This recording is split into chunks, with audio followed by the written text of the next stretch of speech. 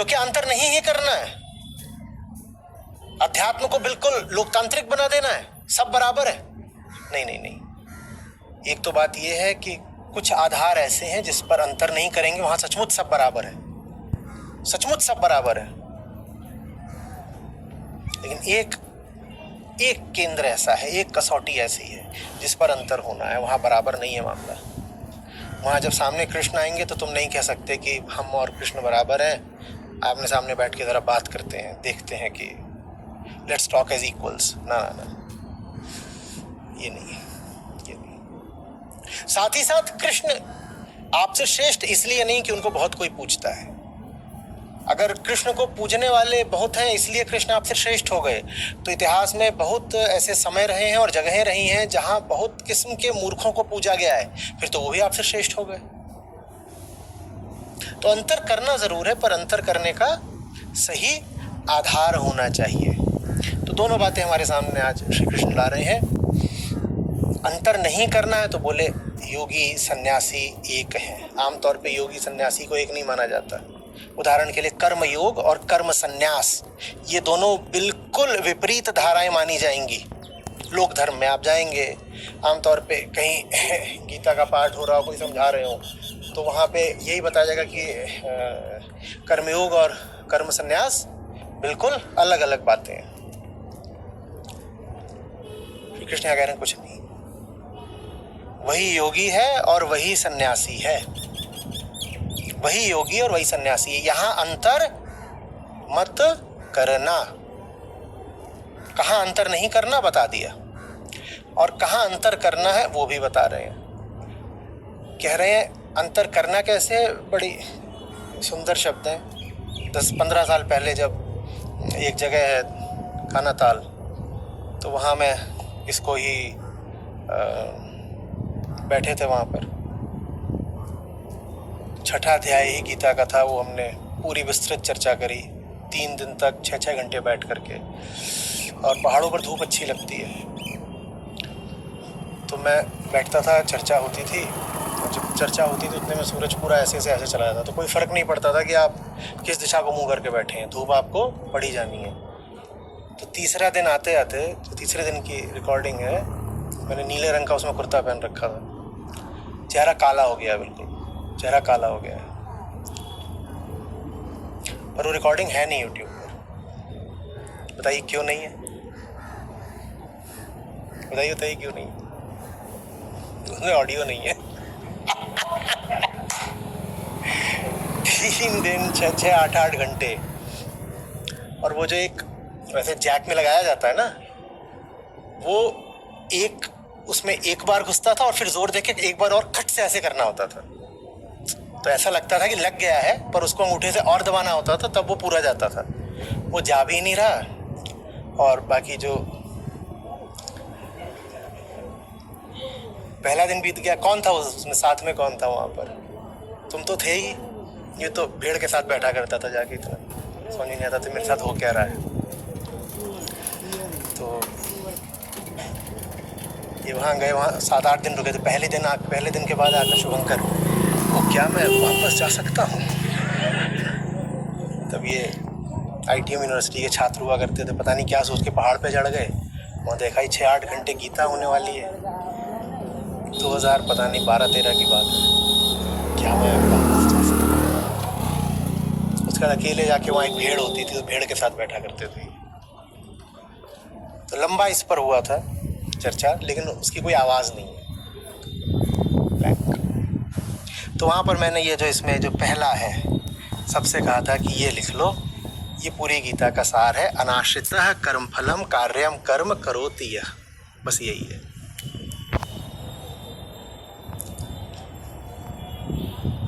जो कर्मफल के अनाश्रित हो करके काम करता है, यह जो बोला है, वो जो कौन है उसको आगे बता दिया है। स सन्यासी च योगी, वही सन्यासी है और वही योगी है, और कुछ नहीं। तो किस आधार पर अंतर नहीं करना है कि गलत केंद्र पर विविधताएं दिख रही हैं तो उनको एक मानना, उनमें अंतर नहीं करना है। और सही केंद्र पर भी विविधताएं दिख रही हैं तो उनको एक ही मानना है, सब कुछ एक मानना है, बस गलत और सही केंद्र को एक नहीं मान लेना है, वहां पर बस अंतर करना है। और उस अंतर करने को क्या बोलते हैं? विवेक। समझ में आ रही बात? श्री कृष्ण ये भी बता दे रहे हैं कहाँ अंतर नहीं करना है, ये भी बता दिया कहाँ अंतर करना है। तो दो तरह के लोग होते हैं, एक वो जिन्होंने जान लिया होता है कि क्या करने लायक है और फिर वो कर्म फल के अनाश्रित होकर के अपने आप को उसमें झोंक देते हैं, और दूसरे वो होते हैं जिन्हें कुछ पता ही नहीं कि वो कौन है, इसलिए उन्हें करना क्या चाहिए, तो इसीलिए वो एक बहुत फीकी, गुनगुनी और लतखोर सी जिंदगी जीते हैं। क्योंकि जब आपके भीतर अपना इंजन नहीं होता तो पीछे से कोई ना कोई आपको लात मारेगा ही कि चल, भीतर तो इंजन है नहीं, तो बार बार कोई इधर से धकी आ रहा है, कोई उधर से धकी आ रहा है, चलना ये चलना, वो है लतखोर जिंदगी। तो दो तरह के लोग होते हैं। समझ में आ रही बात?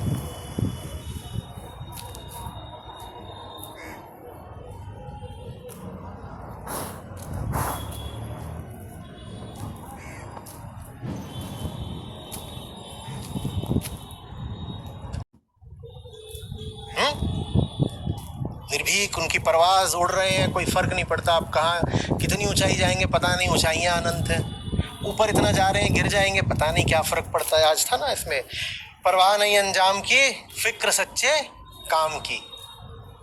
तो एक तो ये होते हैं लोग, और दूसरे कौन होते हैं? लतखोर। उन्हें कुछ नहीं पता तो उन पर क्रोध भी नहीं किया जा सकता। वो ऐसी गाड़ी होते हैं जिसमें इंजन है ही नहीं, आगे खोखा है, तुम चाहो वहाँ पानी भर दो, तुम चाहो वहाँ भूसा डाल दो। अब उनसे ये उम्मीद करना कि वो खुद ही कुछ कर लेंगे, वो खुद कुछ नहीं करेंगे, उनको धक्का मारो।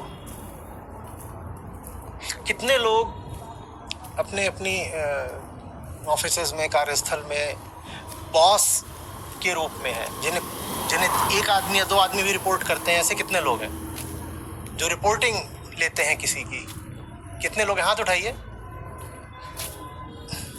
तो आपको जो लोग रिपोर्ट करते हैं उसमें से कितने ऐसे हैं जो खुद ही जानते हैं क्या करना है और उन्हें बहुत निर्देश की ज़रूरत नहीं पड़ती है, बहुत धक्के की भी नहीं, और वो खुद ही कर लेते हैं? और कितने ऐसे हैं जो यही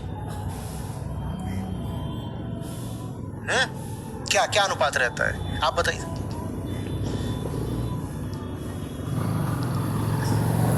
और 30 भी मुझे बहुत ज़्यादा लगे, आप बताइए।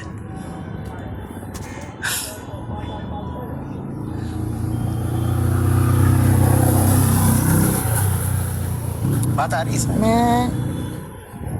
और उन पर गुस्सा नहीं किया जा सकता कि उन्हें पता ही नहीं है ना कुछ। जब उन्हें कुछ नहीं पता मैं कौन हूँ, विल माइथियो गारा मैं कौन हूँ, मैं जानू नहीं छे, मेरी मम्मी कौन छे, मेरा डैडी कौन छे, उसे कुछ नहीं पता। मैं उससे कैसे उम्मीद करूं कि वो भीतर से संचालित होकर के उसके भीतर आत्म ऊर्जा उठेगी और वो किसी आत्मिक दिशा में बेपरवाही से जोर लगा देगा? वो लगा ही नहीं सकता। तो दुनिया में बस इसी तरह के लोग होते हैं, यही दो कोटियां हैं और कोई तीसरी कोटि नहीं होती। एक जो अपने काम में डूबे हुए हैं, दूसरा जो लतखोर है। इनके अलावा तीसरी तरह कोई इंसान पैदा ही नहीं हुआ आज तक।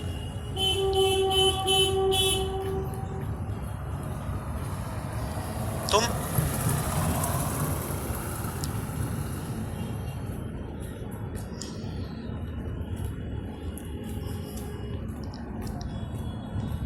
समझ में आ रही है बात? अनाश्रितः कर्म फलम कार्यम कर्म करोति यह स सन्यासी च योगी। उसी के आगे और जोड़ दो, च ऋषि च मुनि, जो जो जोड़ना है सब जोड़ दो। जैसे आखिरी बात पता चल गई हो, जैसे सबसे व्यवहारिक बात पता चल गई हो, जैसे इसके बाद किसी और मानक की कसौटी की जरूरत ही ना हो ये जानने के लिए कि किसका जन्म सार्थक है और किसका निरर्थ।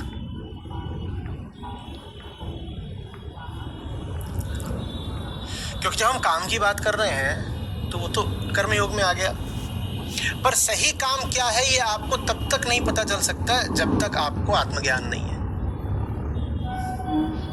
तो ये कहना कि जो सही काम कर रहा है काम में डूबा हुआ है, बिल्कुल यही बात है कि कौन अपने आप को जानता है। जो अपने आप को जानता है सिर्फ वही अपने काम में डूब पाएगा। अपने काम में डूबना संभव नहीं है बिना स्वयं को जाने। हाँ, कोई स्वयं को जानता नहीं है फिर भी अपने काम में डूबा हुआ है, तो एक बड़ी खतरनाक संभावना जरूर पैदा हो जाती है, वो है प्रातिभासिक तल की भीड़। वहां भी ऐसा होता है कि तुमको जानते नहीं पर डूबे जबरदस्त तरीके से, वहां भी ऐसा हो जाता है। उदाहरण के लिए कोई कट्टर मदांध धर्मांध आतंकवादी, वो खुद को नहीं जानता, लेकिन जो काम उसको मिला है उसके लिए जान देने को तैयार है, जान देने को तैयार है।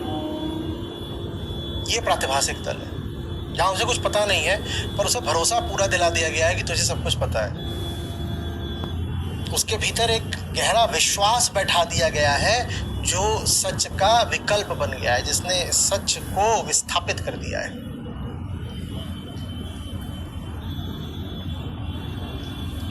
और उतने बुरे तो हम नहीं हैं।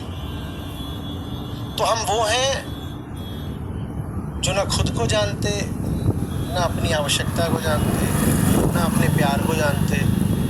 इसीलिए हमारा अपने काम से बड़ा नीरस रिश्ता रहता है। दुनिया में इतने लोग होते हैं, हम ट्रैफिक की बात कर रहे थे कि बाबा जी ने कहा कि कुछ ना करो बच्चा, बस बैठ करके फलानी चीज गिना करो। बिल्कुल मोक्ष मुक्ति निर्वाण सब बहुत सस्ते हैं, बैठ करके मुक्ति मिल जाएगी ऐसे।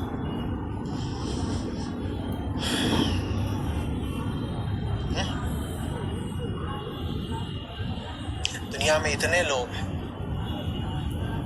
उनसे कह दिया जाए कि कर्मफल नहीं है और कर्मफल के अनाश्रित होकर के तुम्हें काम करना है, कितने लोग करेंगे? बोल दिया जाए सैलरी वैलरी छोड़ो, काम बहुत प्यारा है, चलो करते हैं। बाकी क्या है, खाने को रोटी और सर छुपाने को छत मिल ही जाएंगे, कितने लोग काम करेंगे? और जितने लोग हों जिनका इस संभावना को सुनने से ही दिल दहल गया हो, आवाज आई थी यहाँ तक ऐसे रंबलिंग साउंड, ये क्या बोल दिया, ये क्या बोल दिया, वो जान लें कि बहुत समस्या है, जन्म ही व्यर्थ जा रहा है, जन्म ही व्यर्थ जा रहा है।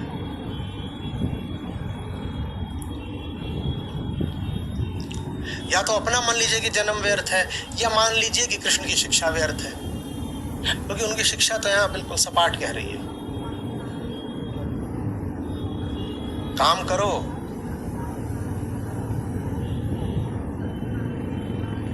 कर्मफल की कोई चिंता नहीं, कोई परवाह नहीं।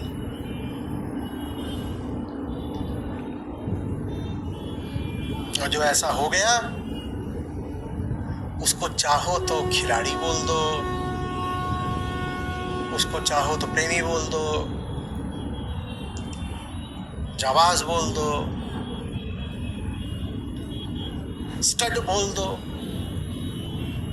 और चाहे सन्यासी बोल दो।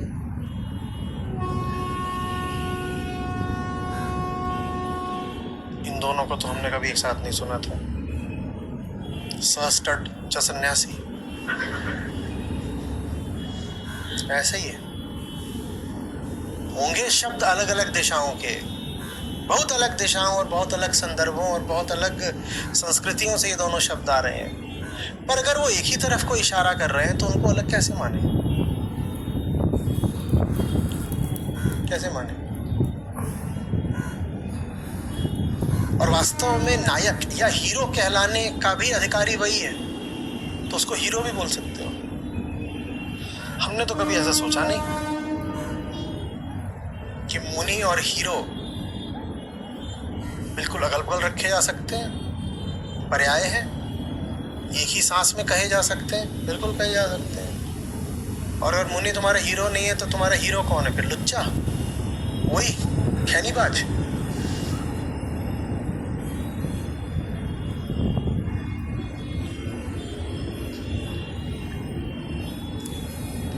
बात समझ में आ रही है?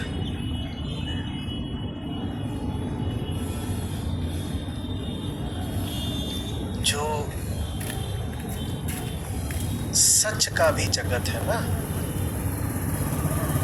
उसमें भी भीतर तमाम तरह की विविधताएं हो सकती हैं, और सच माने तो मुक्ति, तो वहाँ सब तरह की विविधताओं के लिए स्थान है। तुम मुक्त हो, वहाँ भी अलग अलग तरह के रंग पहनने के लिए, किरदार ओढ़ने के लिए बिल्कुल मुक्त। और वो सब रंग, सब किरदार एक ही हैं, क्योंकि सब के सब सच के हैं। पर जब आप ये बात नहीं समझते तो आप सच को किसी एक खास आवरण से, रंग से, आचरण से, बोलचाल, वेशभूषा, पंथ, धारा, भाषा आदि से जोड़ लेते हैं।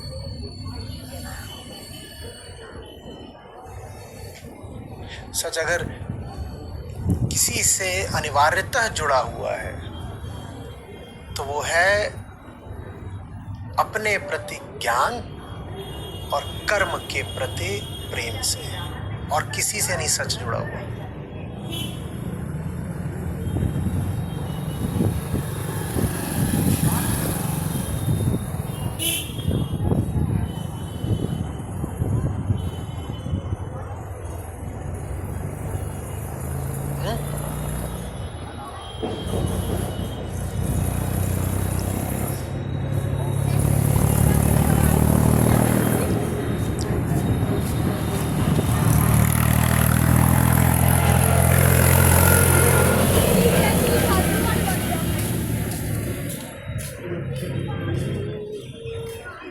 खुद से पहचान है और काम से आशिकी है।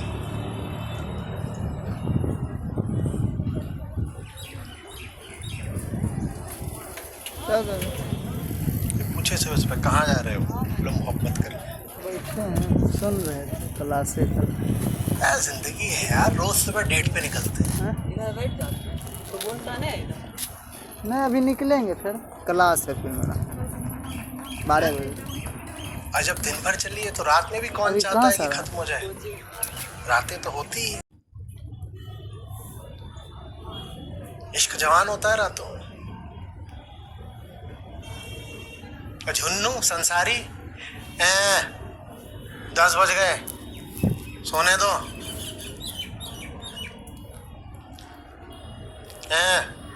7 बज गए, और कितना काम कराओगे?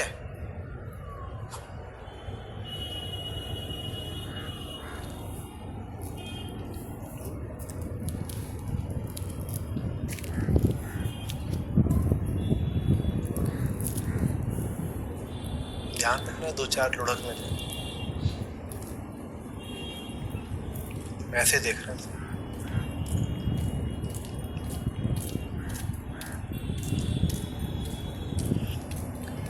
श्लोक नहीं है, ये विशुद्ध प्रेम है। और ये किसी छवि, किसी कल्पना, किसी सिद्धांत के प्रति प्रेम नहीं है, ये जिंदगी के प्रति प्रेम है।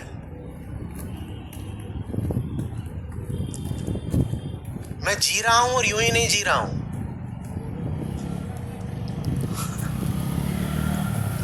मेरी हर सांस में मोहब्बत है, मेरी हर धड़कन में आशिकी है। ये सिर्फ कोई ज्ञान की बात नहीं, कर्म फल पर अनाश्रित रहो। कर्म फल पर अनाश्रित होने का मतलब होता है अनंत प्रेम, ऐसा प्यार जो परिणाम मांगता ही नहीं, सुध ही नहीं ले सकता परिणाम की। बोले क्या होगा आगे, पता नहीं क्या होगा आगे, जो भी होगा।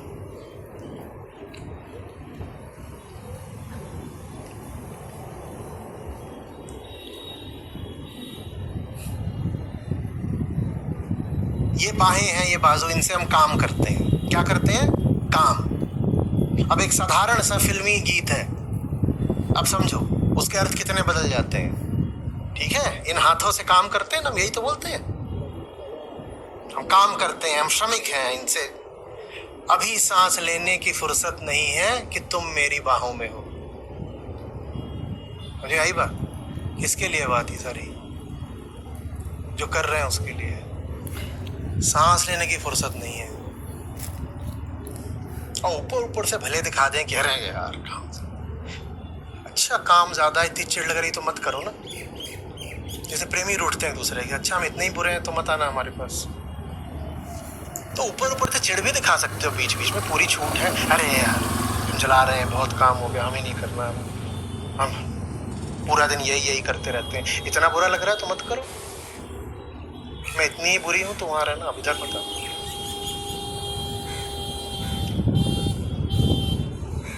छोड़ सकते हो तो छोड़ दो, और छोड़ सकते हो तो हम कह रहे हैं छोड़ ही दो।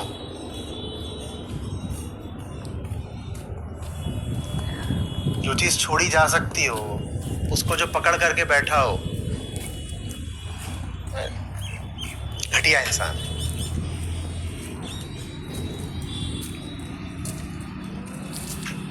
कुछ आ रही बात समझ में? और कितना व्यापक है सच का क्षेत्र, उसके लिए श्री कृष्ण आगे और विस्तार से और सफाई से दुगुना जोर देकर बताए देते हैं कि अच्छा सुनो, जो काम में डूबा हो उसी को मानना। योगी, सन्यासी, ऋषि, प्रेमी, नायक, सब कुछ, नेता, सब उसी को मानना अपना। उनको मत मान लेना, किनको जो निरग्नि और अक्रिय हैं। अग्नि से यहां पर क्या आशय है? अग्नि से आशय है यज्ञ, और यज्ञ से क्या आशय होता है? निष्काम कर्म। जिनसे निष्काम कर्म करा ही नहीं जाता उनको योगी सन्यासी मत मान लेना। कि जो लगे हुए हैं कि जल्दी से वैल्यूएशन 3x कर दें फिर एग्जिट ले लेंगे।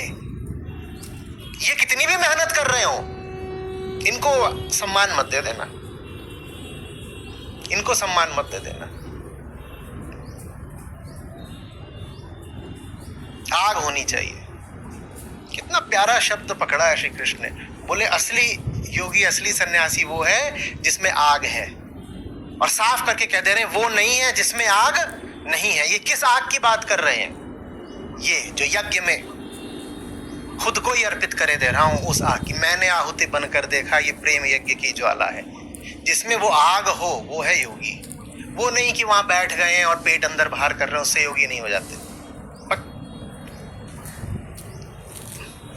और पेट अंदर बाहर करने से तुम कुछ और बोल देंगे तुमको। योगी थोड़ी हो जाओगे। कृष्ण है योगेश्वर, तो हमने तो नहीं देखा कि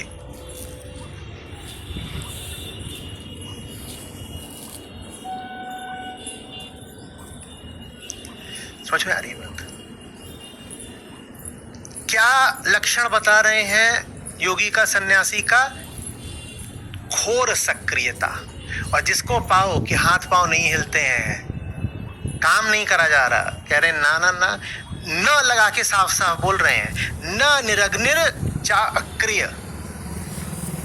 ये दो हैं जिनको किसी भी हालत में मान मत लेना कि ये सही केंद्र से जिंदगी जी रहे हैं। जो सही केंद्र से जिंदगी जी रहा हो उसकी जिंदगी में आग ना हो और सक्रियता ना हो, ये संभव नहीं है।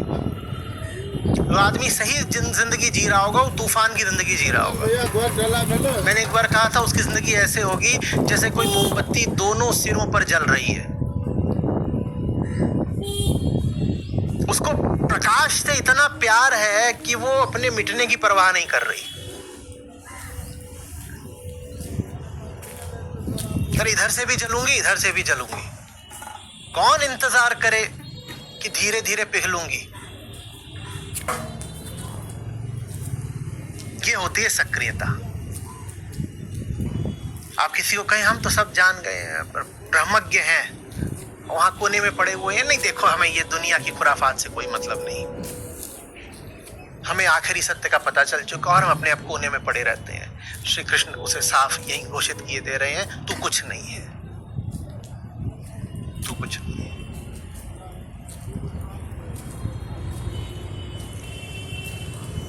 कैसा आदमी होगा वो जिसको सच दिखने लगा है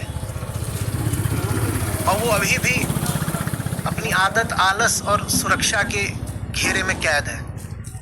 कह रहा है नहीं देखो अपना अभी तो देखना पड़ता है ना, मतलब ठीक है थोड़ा सोच समझ के देखो, रखना पड़ता है, ऐसे नहीं होता कि हाँ सच वगैरह है, हम स्वीकारते हैं, मतलब देखेंगे। जल्दबाजी शैतान का काम है भाई। 100-200 साल कम से कम थोड़ा देखने दो, परखने दो, धीरज धरो। अब वो इतना कबीर साहब की बात करते हैं तो उन्होंने तो पूरा धीरे धीरे रे मना, तो धीरे धीरे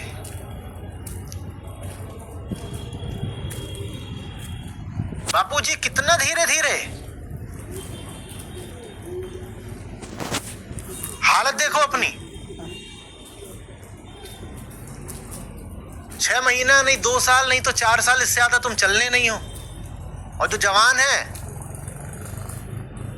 वो 10 से गुणा कर ले, वो 10-20 साल चल जाएंगे, नहीं तो 40। कितना धीरे धीरे।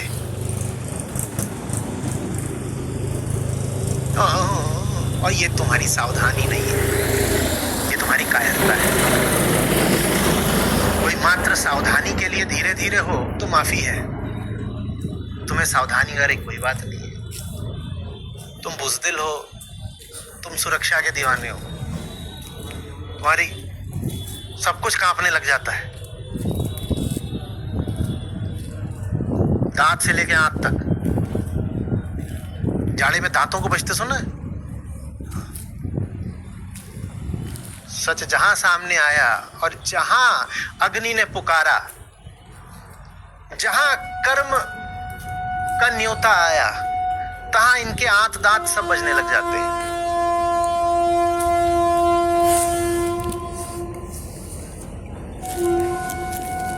इनके लिए ज्ञान का मतलब है ज्ञान की बातें।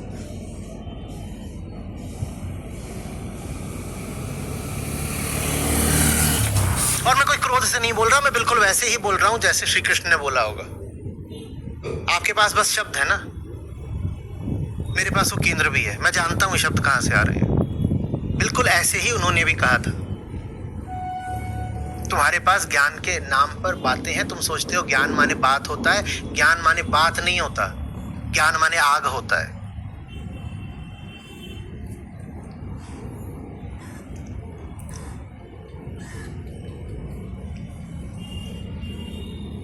हमारी कम्युनिटी पर भी बहुत लोग हैं, वो ऐसी ऐसी ज्ञान की बातें लिखते हैं, सामने आओ तुम्हारे कदम चूम लो। क्या ऋभु, क्या अष्टावक्र, क्या दत्तात्रेय, क्या अरुणी, वेदव्यास, क्या तुमने जो ज्ञान की बात लिखी है,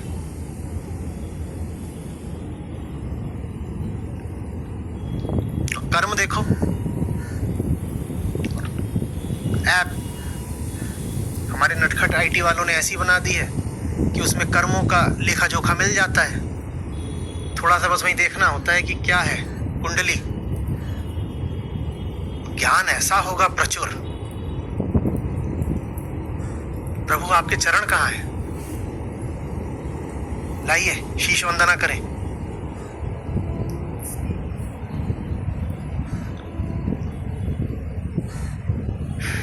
ज्ञानी, ज्ञानी का लक्षण क्या बताया श्री कृष्ण ने आज? सक्रियता और अग्नि, कर्म और आग, और साधारण हिंदी में लिखो काम और आग। ये प्रेम यज्ञ की ज्वाला है, काम और आग। ज्ञानी माने अंगार, बुझी उड़ती हुई राख नहीं, फू फू फू फू फू राख लेके यहाँ लगा ली तो ज्ञानी हो गए। नहीं नहीं नहीं, यहाँ ज्ञानी, यहाँ राख नहीं मलता, ज्ञानी यहाँ शोले मलता है।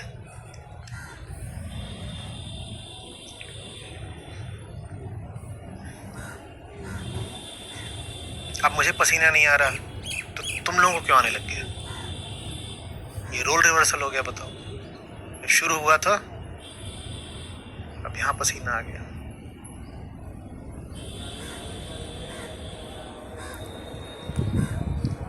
मैं क्या करूं? उन्होंने ऐसा बोला है, मैं बेगुनाह हूं। छठा अध्याय पहला श्लोक, कम से कम अपनी जानकारी में मैंने तो नहीं लिखा है। वो ऐसा बोल गए, मैं क्या करूं? और जोर देकर के बोल गए हैं कि वो नहीं जिनमें आग नहीं और जिनमें कर्म नहीं। ठंडे बुझे हुए लोग, लतखोरों के लिए न गीता है न ज्ञान है।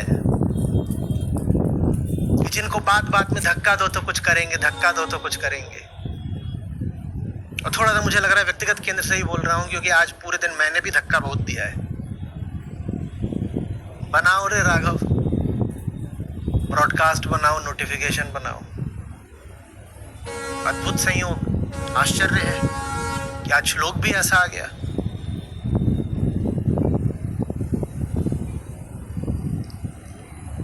मुझ में आ रही है बात ये।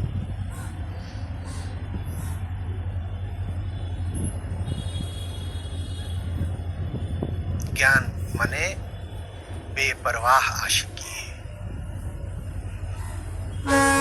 पता ही नहीं चला जिंदगी कब बीत गई। जब पता ही नहीं चला जिंदगी कब बीत गई तो बताओ मौत कैसे आएगी?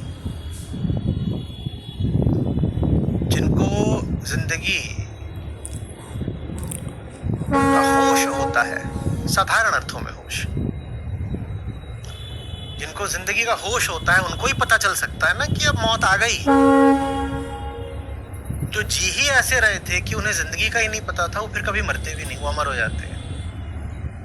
ज्ञान माने ऐसे जीना कि पता ही ना चले दिन, महीने, साल, दशक और फिर जीवन पूरा कब बीत गया।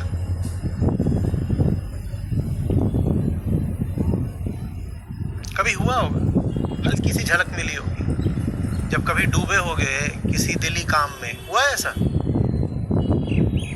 अरे ये क्या हुआ, समय पूरा हो गया। छोटे बच्चों के साथ होता है। अब पता नहीं ऐसा होता नहीं। मेरे समय में वीडियो गेम खेलने जाते थे, उनके वीडियो पार्लर्स होते थे तो टोकन देते थे, क्लास आधे घंटे का, 40 मिनट का, कितनी देर तक खेलोगे। और 5 ही मिनट हुए होते थे ऐसा लगता था, और वो आके कहता था, वो आके कहता भी नहीं था, वो सामने आ जाता था, टाइम अप, गेम ओवर। ज्ञान माने जिंदगी भी ऐसे ही बिता देना, पता ही नहीं चला।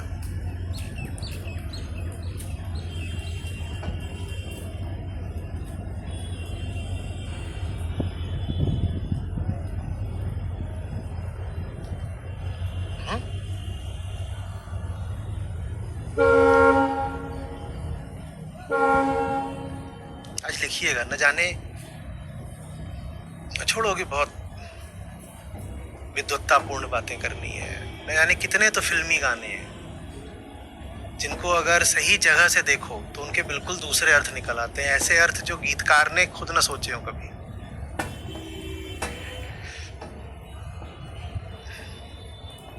पता ही नहीं चलता कि क्या हो गया, कहाँ आ गए। ये ज्ञान है।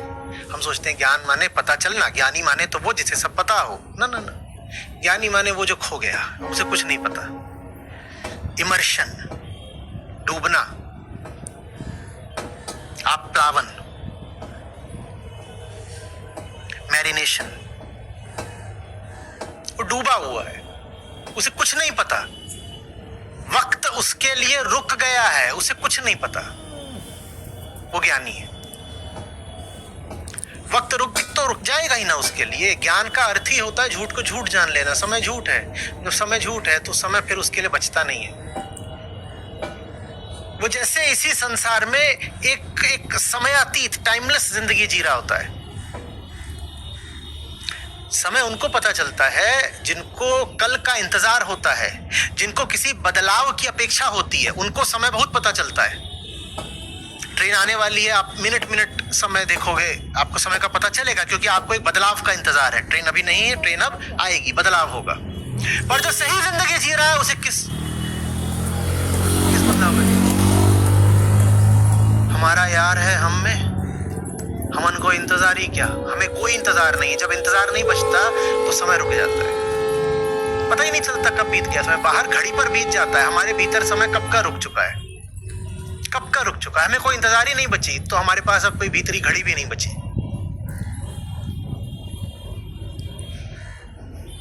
ये ज्ञानी है।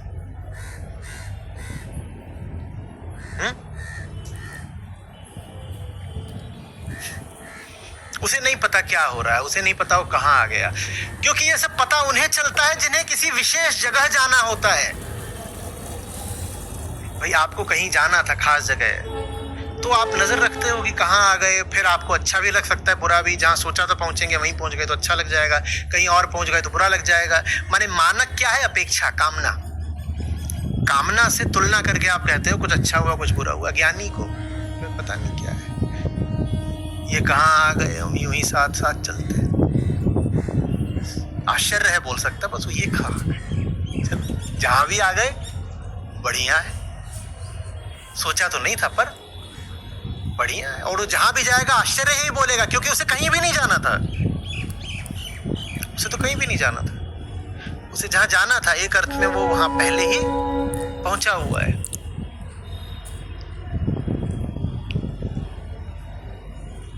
अब वो लोग कैसे लग रहे हैं जो भक्ति मार्ग और ज्ञान मार्ग को अलग अलग बताते हैं और तुलना और कर देते हैं। प्रेम का रास्ता, बोध का रास्ता एकदम अलग नहीं है। वो एक ही चीज के दो नाम कर रहे हैं, और जो इन दोनों को अलग अलग करें, ना उनके पास प्रेम है ना ज्ञान है। सबसे अच्छे उदाहरण इसके, पूरी तो वैसे संत श्रृंखला ही इसका बहुत अच्छा उदाहरण है, पर दो जो सबसे अच्छे उदाहरण मैं जानता हूं, एक है कबीर साहब और एक है गुरु नानक। आप मुझे बता दो कि कहीं पर आपको लगेगा कि तो सीधे उपनिषदों की बात कर दी है, कहीं आप कहोगे कि ये तो प्रेमी है, तो ये तो भाव से बोल रहे हैं, पर उनके भाव में भी बोध है और उनके बोध में गहरा प्यार है।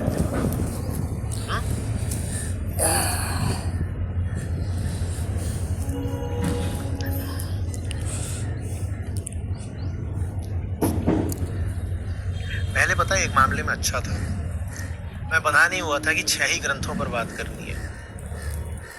अभी तो 6 नहीं 5 संसरिता में। तो पहले क्या होता था कि बहुत सारे ग्रंथों पर मैं बात कर पाता था। अब एक तरह का पाठ्यक्रम बंध गया है कि गीता माने श्रीमद् भगवद गीता ही। अब गीता माने राम गीता नहीं हो सकता।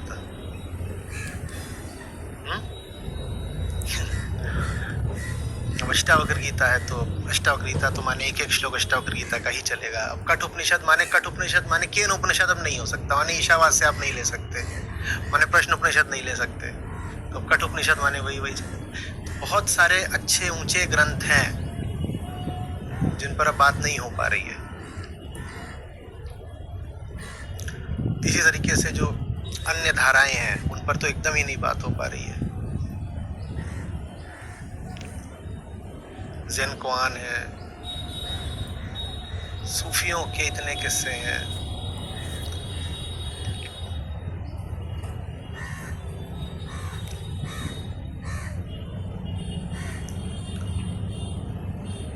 आपको मालूम है यहूदी मिस्टिक्स,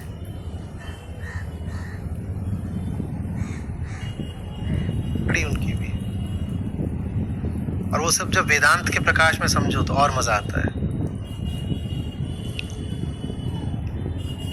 अब लाओत्जू को हमने ले लिया है तो हम लीत्जू और च्वांगजू को नहीं ले सकते, तो हम फंस गए हैं।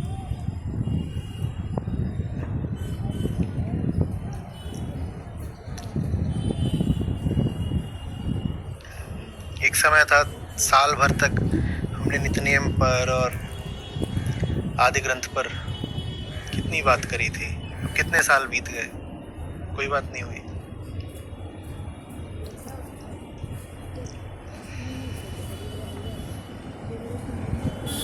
चलिए देखेंगे। तो क्या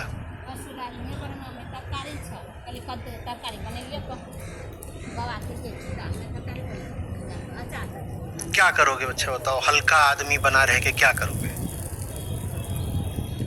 क्या लाभ होगा? ज्यादा जी लोगे। ये सुरक्षा जो करते हो, ये करते करते क्या कर लोगे? मौत से बच जाओगे।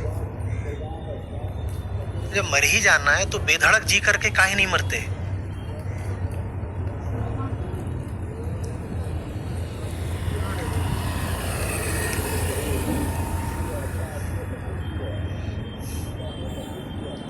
नहीं, वो तो आप बोल लेते हो, आपके लिए ठीक है। हम तो कमसिन कुमारी लड़कियां हैं, हमें तो जमाना देख के चलना पड़ता है ना। ठीक है, तुम जमाना देख के चलो ना, मेरा क्या जाता है। तुम नीचे जमाना देख के चलो, हम तो उड़ान लेंगे वहाँ ऊपर, वहीं से पॉटी करेंगे। तुम रेंगो जमीन, फिर ऐसे कहना ये क्या है, आचार्य जी ने शैम्पू भेजा है क्या?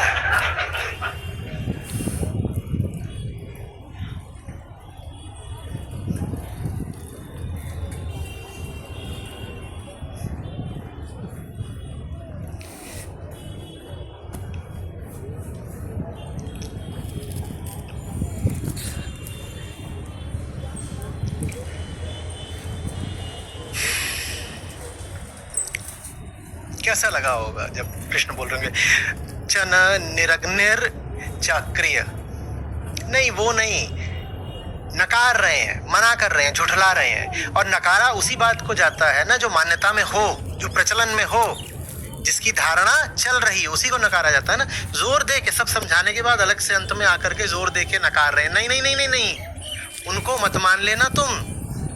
सन्यासी, योगी, ऋषि, मुनि, कुछ भी, जिनके पास अग्नि नहीं है, जिनके पास स्वयं को आहूत कर देने का जज्बा नहीं है, और जिनको निठल्ले पड़े रहना, निष्क्रिय अक्रिय पड़े रहना बहुत पसंद है, इनको मत मान लेना। हाँ, लोक धर्म में इनको ही माना जाता है। बाबा जी माने क्या? बाबा जी माने वो तो नहीं जो बास्केटबॉल खेल रहे हैं। बाबा जी माने वो भी नहीं जो घोर संघर्ष कर रहे हैं। बाबा जी माने क्या? पड़े हुए हैं, बैठे बैठे आशीर्वाद दे रहे। हाँ बच्चा। और श्री कृष्ण बहुत पहले से मना कर गए हैं, ऐसों को कुछ मत मान लेना, ये कुछ नहीं है। ये तो ऐसे हैं कि कहीं आग जल भी रही हो तो उस पर ठंडा पानी डाल दें। ये तो ऐसे हैं कि जवानों को जवानी में बूढ़ा बना दें।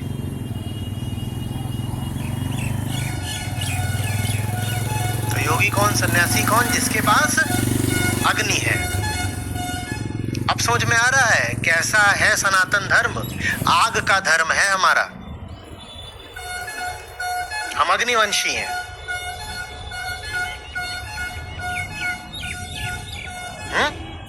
उपनिषद कहते हैं तुम अमृत की औलाद हो। मैं और साफ करके तुमसे कह रहा हूं, तुम आग की औलाद हो। और आग की औलाद नहीं हो तो अपने आप को सनातनी मत बोलना। ढीले गीले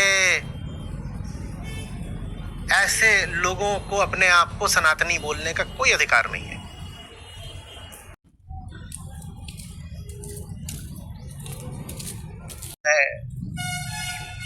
भक्त तू कुछ भी हो सकता है, तू कृष्ण का वंशज तो नहीं हो सकता। केले का वंशज होगा,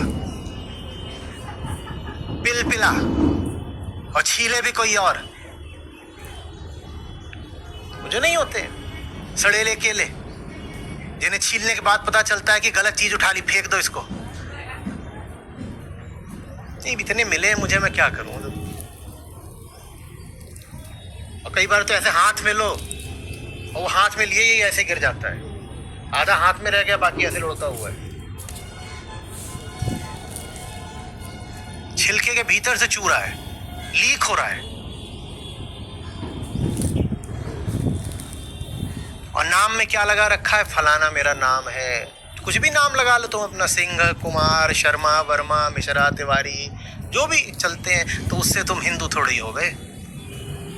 हिंदू वो जिसमें कृष्ण की आग है।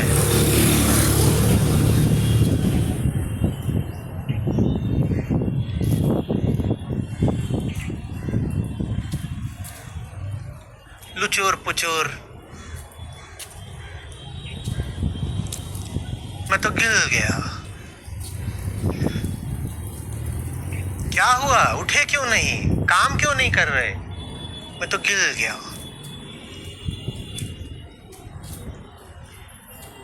पुराना चुटकुला है, लग गई। क्या लग गई? अश्लील बातें क्यों कर रहे हो? नहीं, बिस्तर पे गिर गया, नींद लग गई।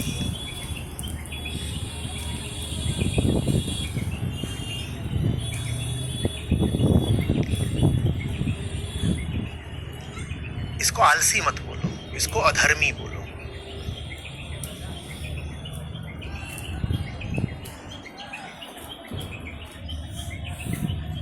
युद्ध बुला रहा था आपका, ये है ना, युद्ध यज्ञ को पीठ दिखाए, वो योगी नहीं, त्यागी नहीं, परवाह नहीं अंजाम की, फिक्र सच्चे काम की। जो युद्ध को पीठ दिखा रहा हो, जो यज्ञ की घड़ी में खर्राटे मार रहा हो,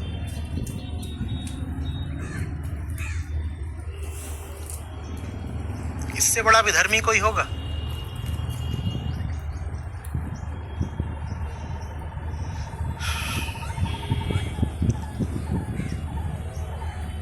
मैं जवान लोगों से पूछ रहा हूं, अच्छा जीवन तो चलो फिर भी थोड़ा लंबा खींचता है, जवानी एक बार जो जाए।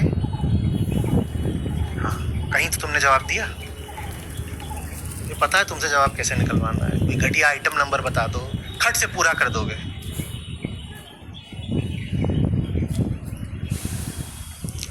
तो एक बार जो जाए जवानी, फिर ना आए। एक दिन ना ऐसे जैसे मेरा हुआ था, पहले एक बाल यहाँ सफेद होता है, फिर वो धीरे धीरे ऊपर को बढ़ना शुरू होता है, और अब मैं देख रहा हूँ इधर के बाल भी। बचा लोगे जवानी? तो काहे के लिए ये ठंडा जीवन जी रहे हो?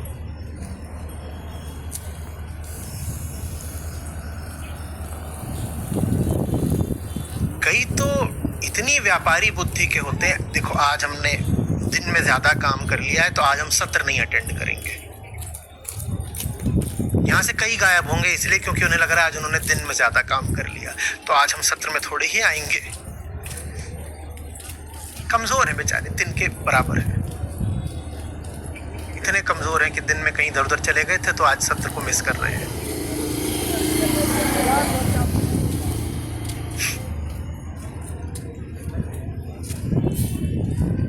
एक दिन यहाँ एक सफेद बाल दिखाई देगा, और वो मौत की पहली आहट है। जवानी जिसको बचा रहे हो, क्या वो बच सकती है? उसे रुई के फाहे में रखो, लगातार बिस्तर पे भी पड़े रहो, तो क्या वो बच जाएगी? जब बच सकती ही नहीं तो उसकी आहुति दे दो। Youth is a perishable good, और जो पेरिशेबल चीजें होती हैं उनको अलमारी में नहीं रखा जाता, उनका इस्तेमाल किया जाता है, वो भी जल्दी से जल्दी। पेरिशेबल समझते हो क्या? नष्ट प्राय।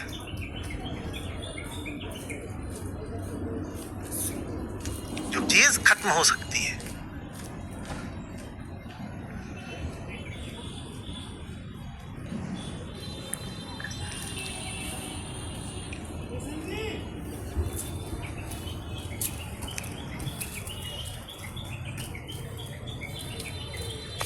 जो भी तुम समझते हो जिंदगी में कि तुम्हारी उपलब्धि है, तुम्हारा ज्ञान है, कईयों को अपने ऊपर बड़ा भरोसा होता है, फलानी चीज तो हम जानते ही हैं। इतना ही पूछ लेना, जो कुछ भी तुम जानते हो उसने तुम्हें आग दी है क्या? जो कुछ भी तुम जानते हो उसने तुम्हें मोहब्बत दी है क्या? अगर नहीं दी है, ना आग है ना मोहब्बत है,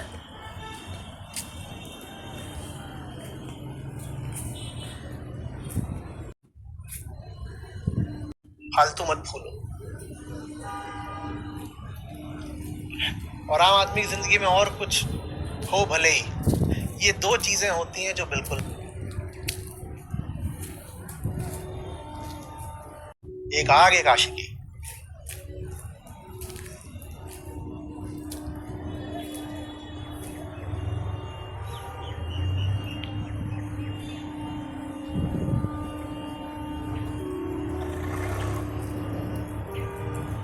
और इन्हीं दोनों की कमी सबसे बड़ा प्रमाण है ज्ञान की कमी का।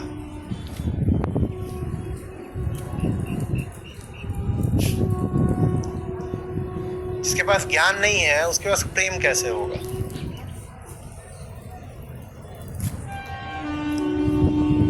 प्रेम तो करा जाता है ना अपने से ऊंचे वाले से, और अपने से ऊंचे वाले से प्रेम तभी कर सकते हो जब ऊंचा उठने की ख्वाहिश हो। और ऊंचा उठने की इच्छा तभी हो सकती है जब पहले अपने निचलेपन का एहसास हो, और अपने निचलेपन के एहसास को ही आत्मज्ञान कहते हैं। प्रेम कहाँ से आएगा बिना ज्ञान के? जिसे अपने ओछेपन का पता नहीं, उसे ऊंचाई से प्रेम कैसे होगा? ज्ञान के बिना प्रेम कहां से लाओगे? और ज्ञान जितना गहरा होता है, प्रेम की आग उतनी सघन होती है, तीव्र होती है।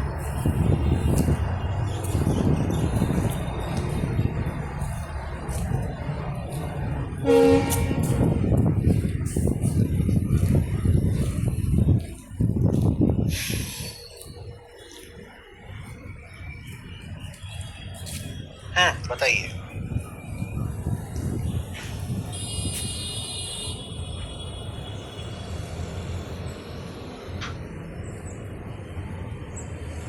जीने के लिए कोई माकूल आग नहीं है।